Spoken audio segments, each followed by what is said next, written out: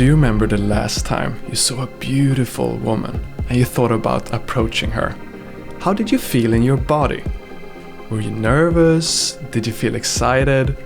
Or maybe you didn't even get that far. Maybe just the thought of approaching her caused so much fear and anxiety that you didn't even try in the first place. If that is you, I suspect that this is not the first video that you ever watch on how to be more comfortable and confident around women. You might have heard of advice like, just be confident, or approach her within 3 seconds so you don't feel the fear, or imagine that every girl is attracted to you.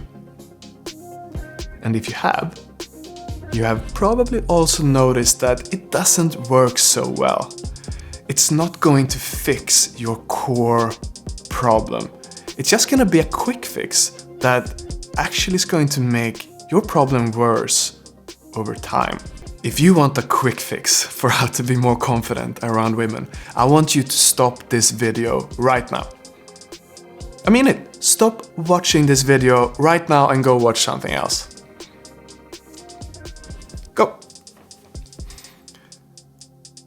Okay, you're still here. That's good, because a quick fix is not going to help you. Just imagine this. Imagine you have some quick fix strategy to feel more confident around women. And then one night, you meet the girl of your dreams that you would like to make your girlfriend eventually. And you're really confident for the night. But what about the next time you meet her, or the morning after? You want something that makes you confident around women all the time.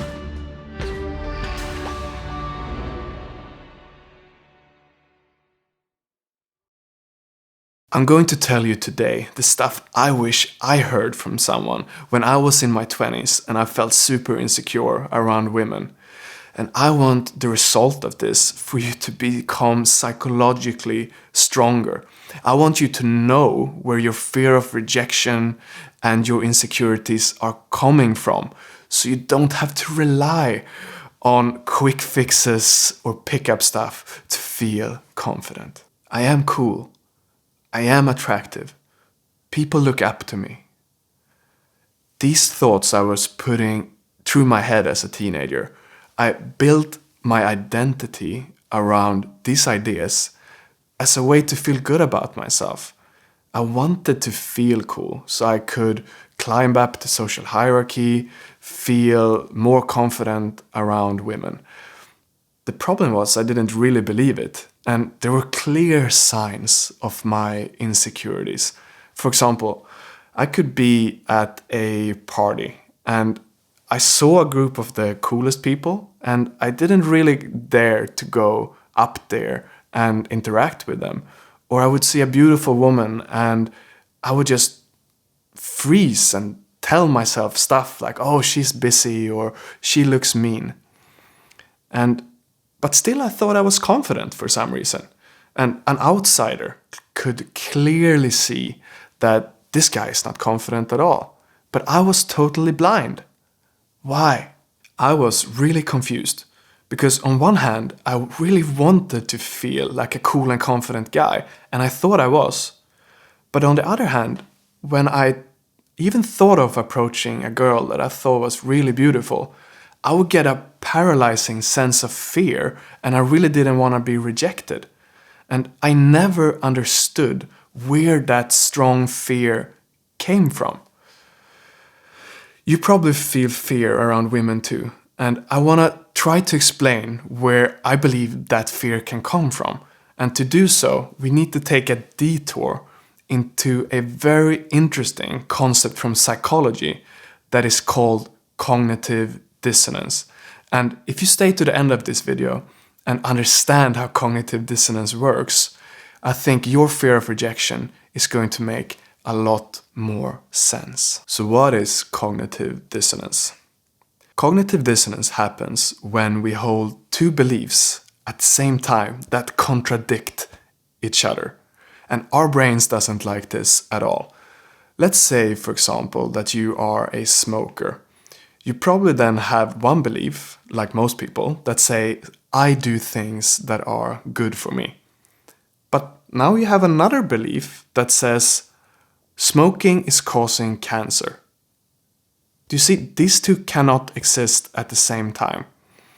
And you could, of course, fix this cognitive dissonance by stop smoking. But that takes a lot of energy. And our brains really don't want to spend a lot of energy. They are evolved to make you survive, not understand the truth. So a much easier way to fix this problem, this cognitive dissonance, is to tell yourself a little lie or to rationalize. For example, you could tell yourself, actually, I don't smoke that much. Or, you know what, smoking is really not that bad. Or, this negative side effects, they won't happen to me, they just happen to other people. Look, the cognitive dissonance is now smaller. You have kind of fixed this problem. Have you noticed that when the thought of approaching a woman makes you feel fear, that your brain is coming up with all kinds of stupid lies, like in the smoking example? She might be busy, she's with her friends, I should go and find my friends. Why is our brains coming up with this bullshit? The answer is cognitive dissonance. The truth is, if you feel a fear of rejection when you even think about talking with a girl, you have some kind of belief very close to the core of your identity that she is threatening. And this is exactly what was happening to me. Remember, I had built up an identity of being cool and confident. This is who I wanted to be. This was a part of my identity. But then what happens if a cool and attractive girl is rejecting me? It's threatening me.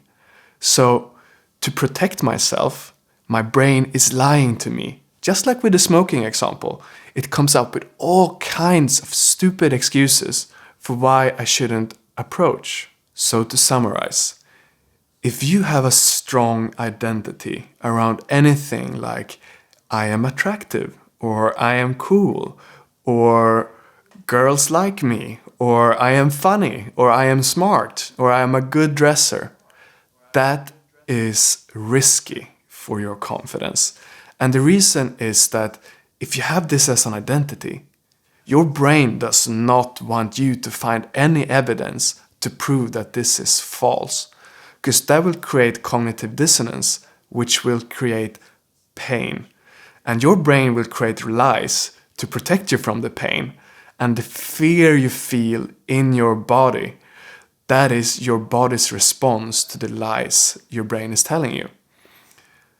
So, it's of course okay and good and healthy for your confidence to feel attractive and to feel funny and all of those things. But it's about how you identify with it. It can't be that your entire sense of self-worth and value are based on any of these things. It's too fragile. And it's fragile for the reason that someone else, for example, a girl, can take your identity away from you. If you want to feel confident all the time, you need to build your identity around things that you are fully in control over. You want to build your identity around stronger belief systems. For example, a person with strong confidence could have belief systems like this. I am a person who always tries my best. I regularly face my fears. Not everyone is going to like me, and that's okay, because I will like myself anyway. I will make mistakes, and when I make them, I'm kind to myself anyway. I welcome difficult feelings like shame and rejection and being uncomfortable. I remember before I started upgrading my core beliefs, the experience of talking with a woman and being rejected was really painful, because I felt like it really lowered my self-esteem and the talk I would have in my own head. I would not be kind to myself at all. But with the new identity, talking to a woman, making a fool out of myself, being rejected would be a different experience. My self-talk afterwards might be something like, oh boy, I sure said some weird things to that woman, and now she thinks I am weird. Okay, that's too bad, because I liked her and I found her attractive, and I wish we could have gone on a date. But at the same time, I know that far from everyone is going to like me, and that's okay, because what really matters is that my intention was good and I tried my best. So, and I am kind to myself now in my inner dialogue. So that means I am living up to my own standards. I am fulfilling my identity that I prefer. So I can feel good about myself. I can leave and feel confident. And this might sound strange to you if you are not in a reality with these kind of core beliefs. But when you structure your identity around ideas that are more stable, even being rejected by a woman can actually be kind of fun for a while. Like, if your identity is, I'm a person who wants to put myself into situations where I feel uncomfortable, then being rejected becomes kind of fun. Like, you are fulfilling who you want to be. So to summarize again, a big reason why you are feeling fear to approach a beautiful woman is that she is threatening some part of your identity. That means you have structured your beliefs in a way so that you base who you are on the opinions of other people. And that is a super exhausting way to live. And I've done it for most of my life, and I don't want to do it anymore. And if that is you, please take the time to find those beliefs, change them into something that you have full control over. You want to base your identity on things that only has to do with you. And if you do that, well, then you can be a person who feels confident all the time, even if people reject you. So what is the next step from here? Well, ask yourself this question. What is missing?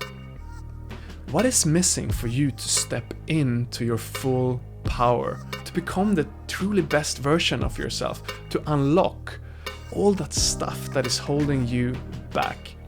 Well, if you're unsure of what is missing, maybe I can help. Because I love helping men stop all the overthinking so they can find their passion and build up the confidence to go for the life I know they really dream of. And if this sounds interesting to you, check out my Unlock Your Potential coaching packages. You can find them on whatmissing.com, and the link to that is in the description. And hey, I see you in the next video.